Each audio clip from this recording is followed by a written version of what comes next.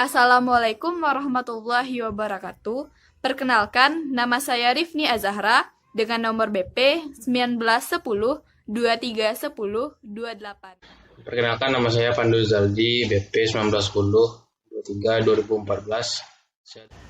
Perkenalkan, nama saya Sri Ratu Umayroh, BP 1910 23 30 24.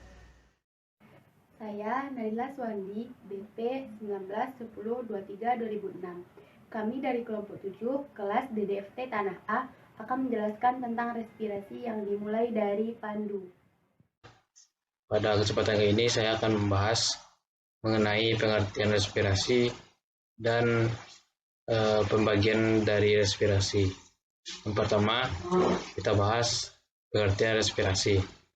Respirasi adalah suatu proses metabolisme dengan menggunakan oksigen dalam pembakaran senyawa yang lebih kompleks seperti pati, gula, protein, lemak, dan asam organik, sehingga menghasilkan molekul yang sederhana seperti karbon dioksida, air, serta energi dan molekul lain yang dapat digunakan oleh sel untuk reaksi sintesis. Selanjutnya, pembagian dari respirasi. Respirasi yang pertama itu ada respirasi aerob. Respirasi aerob merupakan peristiwa pembakaran zat makanan menggunakan oksigen dari pernafasan untuk menghasilkan energi dalam bentuk ATP. Selanjutnya, ATP digunakan untuk memenuhi proses hidup yang memerlukan energi. Reaksi aerob sendiri dibedakan menjadi 3 tahap, yaitu tahap glikolisis, siklus Krebs, dan transport elektron. Respirasi anaerob adalah respirasi yang tidak menggunakan oksigen sebagai penerima akhir dari pembentukan ATP-nya. Respirasi aerob juga menggunakan glukosa sebagai substrat, dan juga respirasi ini disebut dengan fermentasi. Ini saya akan menjelaskan mengenai perbedaan dari respirasi aerob dan respirasi anaerob. Pertama, dari segi keberadaan oksigen. Pada respirasi aerob sangat membutuhkan oksigen, sementara pada respirasi anaerob tidak membutuhkan oksigen. Yang kedua, dari energi yang dihasilkan.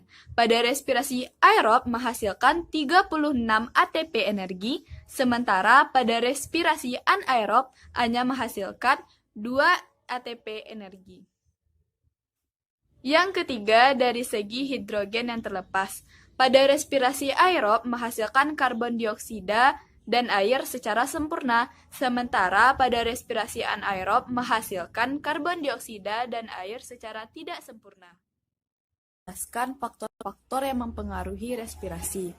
Faktor-faktor tersebut terbagi atas 2. Yang pertama, faktor internal, dan yang kedua ialah faktor eksternal. Faktor internal, contohnya yang pertama ialah jumlah plasma yang terdapat di dalam sel.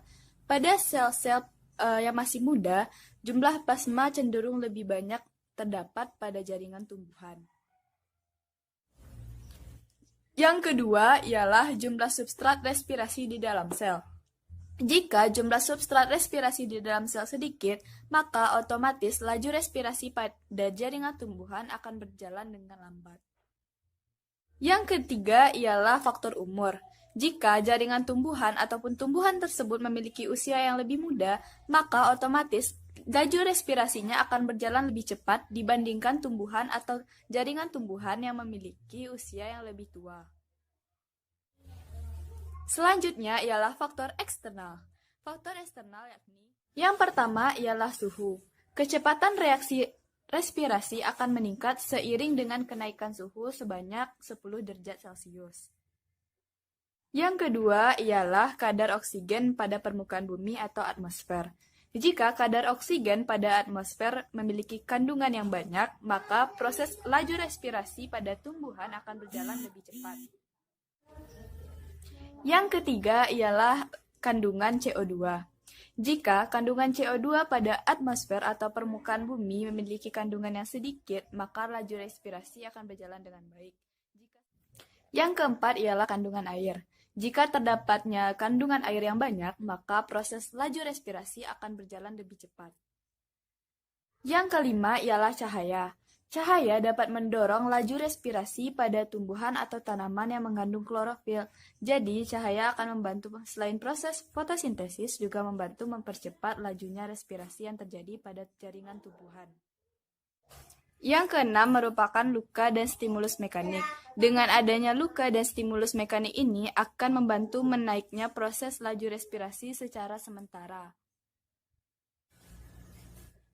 Yang terakhir merupakan garam-garam mineral yang terdapat pada tanah.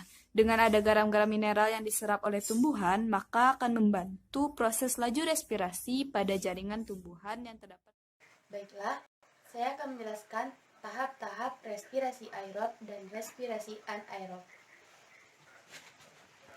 Yang pertama yaitu respirasi aerob.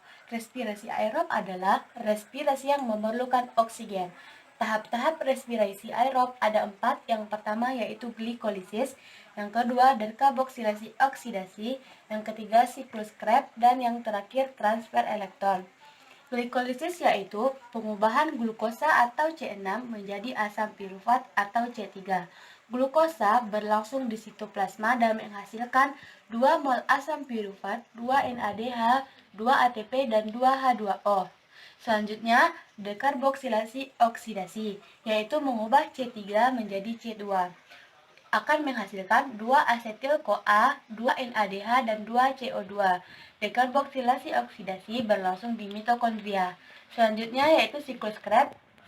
Siklus Krebs adalah reaksi yang menyatukan asetil-CoA dengan asam oksalasetat menghasilkan CoA, 6 NADH, 2 FADH2, dan 4 CO2. Siklus Krebs berlangsung di mitokondria.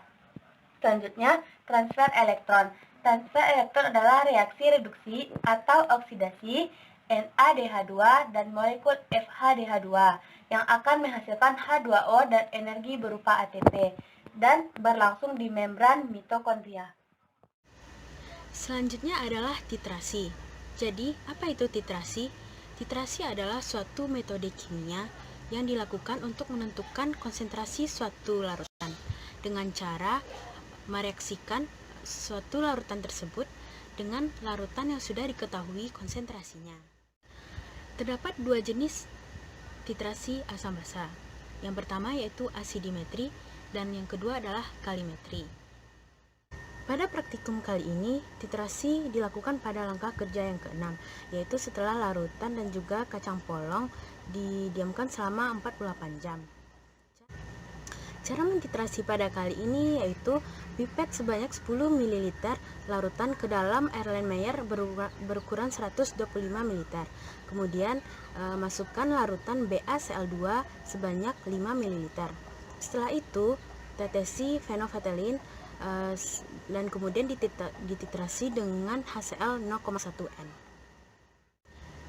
Jadi, titrasi pada percobaan respirasi kali ini bertujuan untuk mengetahui atau menentukan banyaknya CO2 yang dikeluarkan oleh biji kacang polong. Baiklah, sekian penjelasan tentang respirasi dari kelompok kami.